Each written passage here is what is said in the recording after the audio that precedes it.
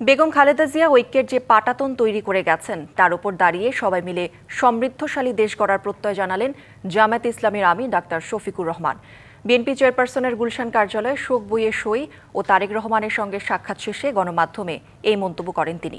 বলেন, সাবেক প্রধানমন্ত্রী ও বিএনপির চেয়ারপারসন বেগম খালেদা জিয়া গণতন্ত্র পুনঃপ্রতিষ্ঠা ও নাগরিক অধিকার প্রতিষ্ঠায় কাজ করে গেছেন। আরও জানান, নৈতিক দায়িত্বের তাগিদ থেকেই তিনি বিএনপির কার্যালয়ে গেছেন। বেগম খালেদা জিয়া ইতিহাসের বিরল এক সম্মান নিয়ে চলে গেছেন জানিয়ে ডাক্তার শফিকুর রহমান বলেন, জাতির জন্য তার অবদানের কারণেই জনগণ তার প্রাপ্য ফিরিয়ে দিয়েছে।